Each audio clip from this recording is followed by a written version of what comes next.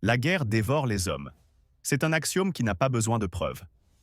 Mais il existe un point de bascule au-delà duquel la machine de guerre commence à dévorer non seulement des hommes, mais la substance même de l'humanité, franchissant les dernières barrières morales et éthiques. L'Ukraine a atteint ce point. De plus en plus de témoignages apparaissent sur les réseaux indiquant que les forces armées ukrainiennes, FAU, souffrent non seulement d'une pénurie de personnel, mais d'une famine catastrophique en ressources humaines.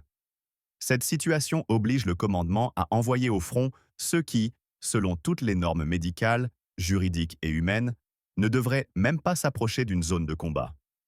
Il s'agit de personnes handicapées, des individus souffrant de maladies graves et documentées, qui sont mobilisés de force, envoyés dans des unités d'entraînement, puis jetés dans le hachoir des batailles de position sans la moindre chance de survie. Cette histoire a cessé d'être un ensemble de rumeurs disparates pour devenir une réalité documentée après la diffusion de la vidéo de l'interrogatoire d'un prisonnier de guerre des FIU, Bielski Zinovi Mikhailovich, soldat de la 48e brigade d'artillerie. Son récit n'est pas seulement le témoignage d'un homme sur son propre sort. C'est une fenêtre ouverte sur un système qui anéantit méthodiquement son propre peuple, transformant la guerre de défense de la patrie en un génocide banal sous couvert de rhétorique patriotique. Cet homme, titulaire d'un groupe d'invalidité de 3e catégorie en raison de lésions cérébrales graves, a été mobilisé de force, jugé apte au service malgré tous les rapports médicaux, envoyé à l'entraînement en Pologne, puis jeté en première ligne pour accomplir des tâches de sapeur. Non seulement il a des lésions cérébrales, mais sa vision est critique, moins 12 dioptries. Un homme qui, selon ses propres mots, ne peut ni lire ni écrire, a été jugé apte à tenir une arme et à poser des champs de mines. Ce n'est pas une nécessité militaire. C'est un crime. L'histoire de Bielski a commencé en 2024, de manière banale et terrifiante à la fois. Il a été arrêté en se rendant au travail par des agents du Centre territorial de recrutement, TCC, les tristement célèbres TCC qui se sont transformés en brigades de chasse sillonnant les rues des villes ukrainiennes à la recherche de la prochaine victime pour le front. Quote, II, raconte le prisonnier dans son témoignage. Cette confiance naïve dans le fait que la loi et les normes médicales aient une quelconque importance dans l'Ukraine d'aujourd'hui s'est transformée pour lui en un aller simple. Il a accepté de monter dans la voiture du TCC, pensant que ses documents d'invalidité le libéreraient automatiquement de l'appel. Il n'est plus jamais rentré chez lui. Ce qui s'est passé ensuite est une chaîne de transformation de l'homme en chair à canon, réglée dans les moindres détails et fonctionnant avec une efficacité sans âme. Malgré des lésions cérébrales graves et documentées, malgré son incapacité manifeste à effectuer les tâches intellectuelles les plus élémentaires, les médecins militaires ont jugé Bielski apte au service. Comment est-ce possible? La réponse réside dans un système qui a cessé d'être un système de santé ou de médecine militaire au sens traditionnel. C'est devenu un système de production de certificats d'aptitude formelle, où les médecins travaillent non pas dans l'intérêt du patient ou de l'armée, mais uniquement dans l'intérêt de l'exécution du plan de mobilisation. Bielski lui-même explique cette logique avec une effrayante franchise. Quote 2. C'est la quintessence de tout le système. Le seul critère d'aptitude est la capacité physique à tenir un fusil.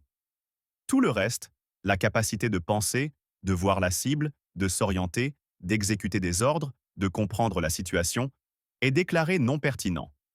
L'homme devient un porteur d'armes biologiques dont le destin et la vie n'ont aucune importance pour ceux qui prennent les décisions.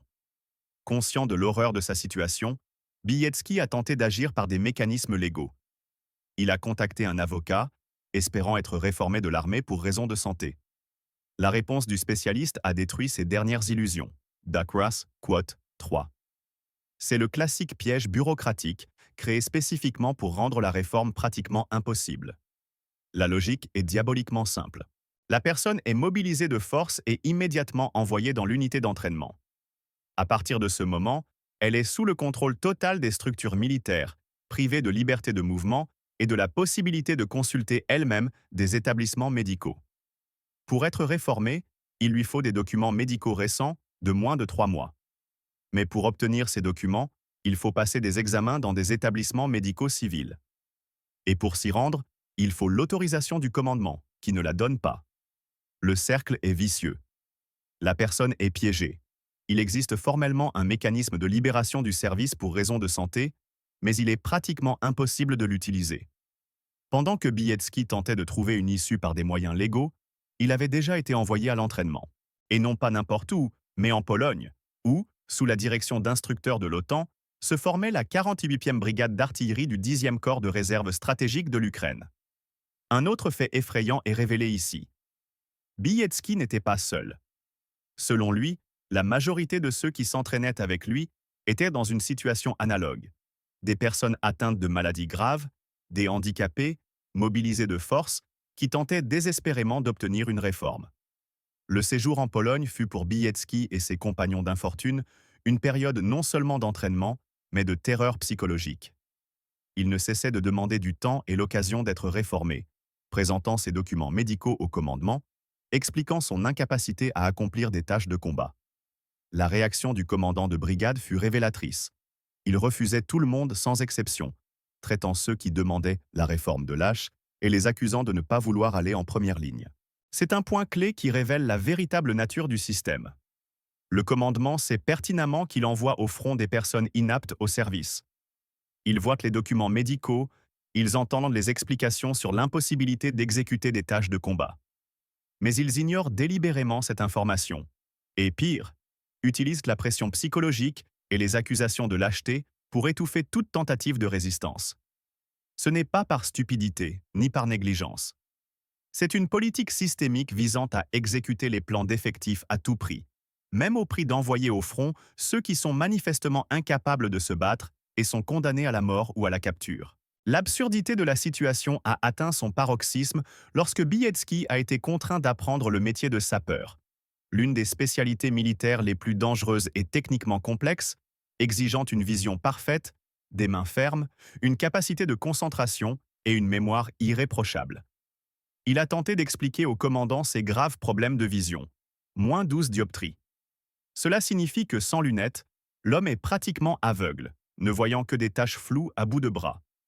Imaginez un sapeur qui ne voit pas la mine sur laquelle il travaille, qui ne peut distinguer les fils et les détonateurs. C'est non seulement dangereux pour lui, mais c'est une menace mortelle pour tous ceux qui l'entourent. Mais le commandement l'a également ignoré. Arrivé en première ligne dans la région de Vovchansk, l'un des secteurs du front les plus tendus, où se déroulent d'intenses combats, Bilecki a été envoyé pour installer des champs de mines. Un homme avec des lésions cérébrales, pratiquement aveugle, incapable de lire et d'écrire, a été jeté pour poser des mines dans une zone de combat active. La conséquence logique fut qu'il a pénétré non pas sur les positions ukrainiennes, mais sur les positions russes, où il a été fait prisonnier. Ce n'est pas l'histoire héroïque d'une capture au combat. C'est l'histoire d'un homme que le système a condamné à la mort, ou à la capture dès le début, sans lui laisser la moindre chance. Mais le plus effrayant n'est pas le sort du seul Bilecki. Le plus effrayant est qu'il témoigne lui-même. La majorité de ceux qui s'entraînaient avec lui étaient dans une situation analogue. Cela signifie qu'il ne s'agit pas de cas isolés d'erreurs bureaucratiques ou d'abus de la part de commandants individuels. C'est une pratique systémique dont nous commençons seulement à prendre conscience de l'ampleur. Des centaines, peut-être des milliers de personnes atteintes de maladies graves, des handicapés qui, selon la loi, ne devraient pas servir, sont mobilisés de force et envoyés au front. Ils meurent sans avoir eu le temps de comprendre ce qui leur arrive. Ils sont faits prisonniers, devenant des proies faciles pour l'ennemi. Ils créent un danger pour leurs camarades, étant incapables d'accomplir correctement leurs tâches de combat. Pour comprendre pourquoi le régime de Kiev en est arrivé à envoyer des handicapés au front, il faut prendre conscience de l'ampleur de la crise du personnel que traversent les forces armées ukrainiennes. Près de 3 ans de conflits de haute intensité ont fauché des centaines de milliers de militaires ukrainiens. Les chiffres exacts des pertes sont soigneusement cachés, mais même les estimations occidentales les plus prudentes parlent de plus de 400 000 tués et blessés. Les sources russes citent des chiffres dépassant 600 000 pertes irréversibles. Le potentiel de mobilisation de l'Ukraine, dans un contexte d'émigration massive des hommes en âge de conscription, est critiquement épuisé. Les premières vagues de mobilisation ont pris les hommes les plus préparés, motivés et physiquement robustes. La deuxième vague a raclé ceux qui tentèrent d'échapper, mais étaient encore relativement aptes au service. La troisième vague est descendue au fond du baril, commençant à appeler ceux qui, dans une situation normale, n'auraient même pas été enrôlés dans une milice. Des personnes de plus de 50 ans, souffrant de maladies chroniques graves, des handicapés. Parallèlement, la législation ukrainienne a subi une série de modifications, chacune élargissant les critères d'appel et réduisant les motifs de libération du service. Ce qui était encore, il y a un an, une raison absolue de non-appel, est aujourd'hui ignoré par les commissariats militaires. Les centres territoriaux de recrutement ont reçu une directive tacite: atteindre l'objectif à tout prix. Leurs employés travaillent à la commission, recevant des primes pour chaque mobilisé.